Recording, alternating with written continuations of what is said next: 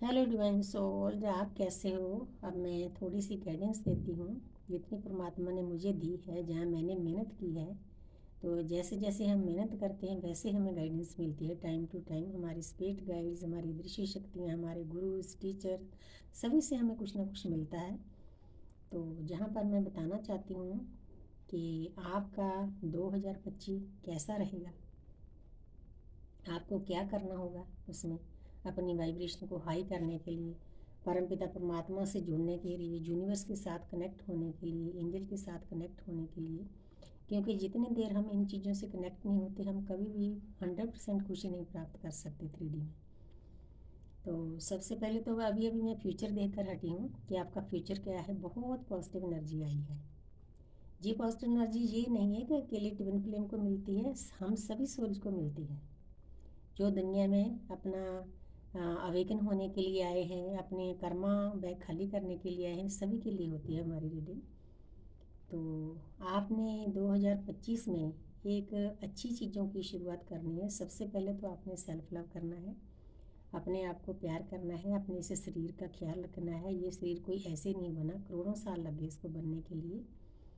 तो हमारे जो यूनिवर्स ने, हमारे जो सप्त ऋषि हैं, उन्होंने इतनी तैयारी के साथ शिव के साथ बनाया है।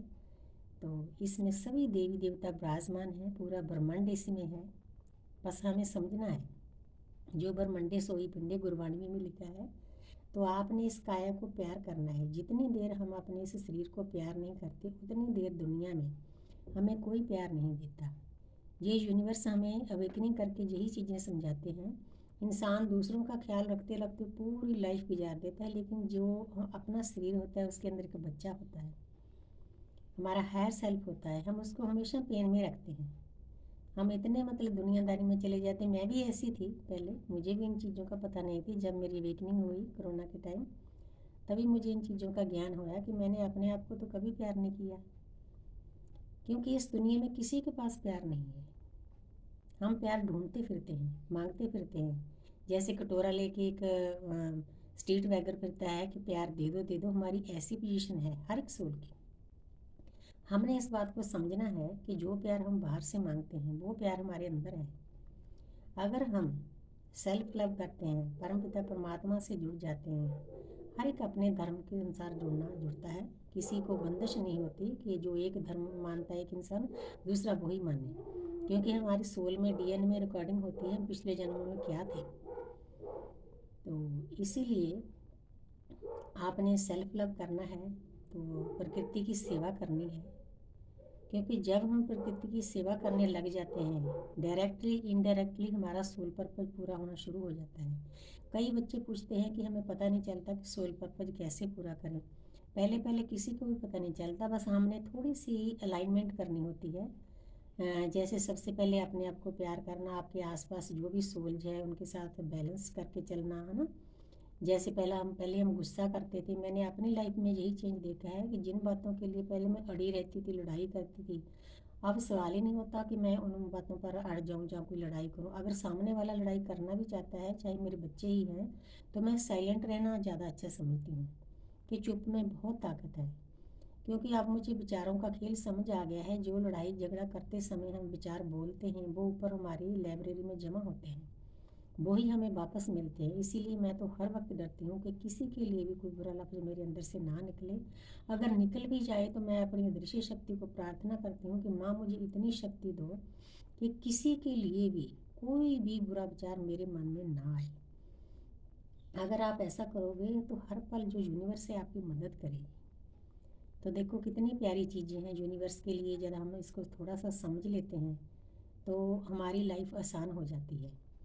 तो आपने प्रकृति के साथ प्यार करना है। छोटे लेवल से ही शुरू करो। अपने घर में 2-4 प्लांट्स रखो, ज़्यादा जगह नहीं, गमले रखो। अगर जगह है तो थोड़ा सा बागवानी करो, गार्डनिंग करो, थोड़े से ट्रीज़ लगाओ, तो उनकी आसपास रहो, उनकी सेवा करो, उनको प्यार से नहलाओ। जब पानी देते हो तो ऑटोमेटिकली आप अंदर से शांत होना शुरू हो जाओगे। जब हम इन चीज़ों के साथ जुड़ते हैं, सबसे पहले तो हमारा नेचर के साथ अटैचमेंट हो जाता है, अर्थ के साथ। हमारा जो अर्थ एलिमेंट है वो बैलेंस होना शुरू हो जाता है।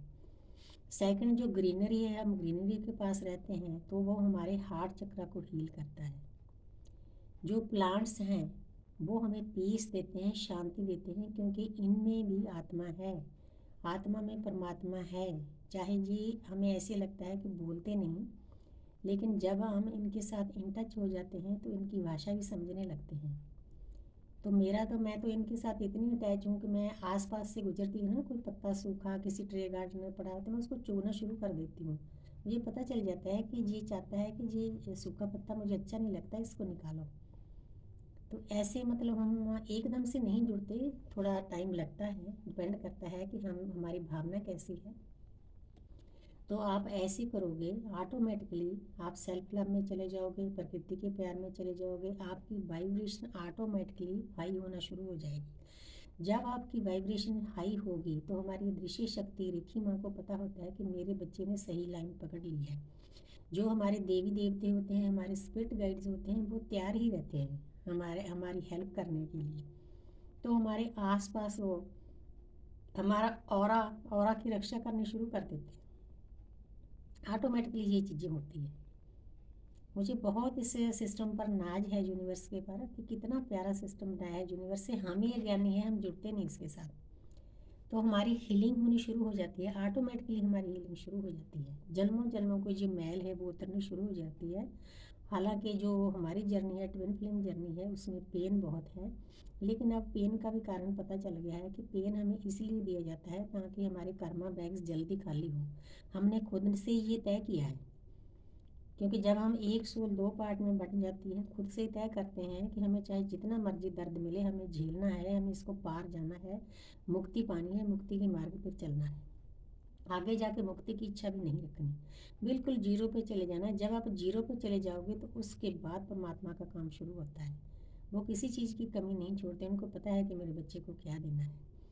तो बस आपने अपने फ्यूचर के बारे में 2025 में इन बातों का ख्याल रखना है। अपनी वाइफ थोड़ा सा आप अपने धर्म के अनुसार मतलब पाठ कर सकते हो, सतनाम वाहेगुरु राम राम कर सकते हो, ओम जप सकते हो, कोई भी चीज़ें, इन चीज़ों को करो, क्योंकि आगे नेगेटिविटी बहुत हाई लेवल की आ रही है। आगे वही सोल्स आगे सरवाइव करेगी जो इन चीज़ों में है, जो जिनके पास ज्ञान है, जिन्होंने अपनी वाइब्रेशन हाई की है। लो वाइब्रेशन वाली जो सोल्स है उनको दुनिया से जाना पड़ेगा। इसीलिए आपसे इन बातों को मतलब मजाक में मत लो। तो आप जितना जल्दी हो सके प्रकृति के साथ, यूनिवर्स के साथ जुड़ जाओ। अगर किसी को नहीं पता चलता, आप मुझे कॉल कर सकते हो, मेरा नंबर डिस्क्रिप्शन बॉक्स में होता है। तो वैसे भी मैसेज भेज सकते हो, फेसबुक पर भी मेरी वीडियो जाती है। तो आप मुझसे अरदास भी ले सकते हो, अगर कोई कन्फ्यूजन है रीडिंग भी ले सकते हो। आगे मैं थोड़ा सा हीलिंग का काम भी शुरू करेंगे, हमने ग्रुप बना लिया है। अगर कोई मेडिटेशन बच्चा करना चाहता है, हमने ग्रुप तैयार किया है, आप उस ग्रुप में ऐड हो सकते हो। तो इसीलिए जैसे जैसे यूनिवर्स हमें आगे बढ़ाती है तो ये काम चलता जाएगा। तो आपका फ्यूचर बहुत अच्छा होगा। अब मैं एक कार्ड ले लेती हूँ ताकि हमारी आकाशिक रीडिंग भी आ जाए कि क्या है। वाह, व्हील ऑफ फॉर्चून। इससे ज़्यादा आपको क्या चाहिए। आपकी किस्मत का पहिया चमकने वाला है, चारों तरफ ज्ञान की बुक्स है, आप ज्ञान में डुबकी लगाने वाले हो। बहुत प्यारी एनर्जी है। आपने समझना, ये यूनिवर्स का मैसेज है आपके लिए, आकाशिक रीडिंग है। जो आपके ऊपर लाइब्रेरी में एनर्जी पई है ना, उससे ये चीज़ें आती है, ये कार्ड उससे हम उठाते हैं। ये हमारी मर्जी से कुछ नहीं होता, आपने फॉलो करना है इन चीज़ों को, मेहनत करनी है, ज्ञान अर्जित करना है। तो आपकी खुशियाँ 2025 में बहुत ज़्यादा दुगनी चौगनी हो जाएगी। यही मेरी इच्छा है, यही परमात्मा की इच्छा है। Thank you universe, thank you angel, thank you spirit guys.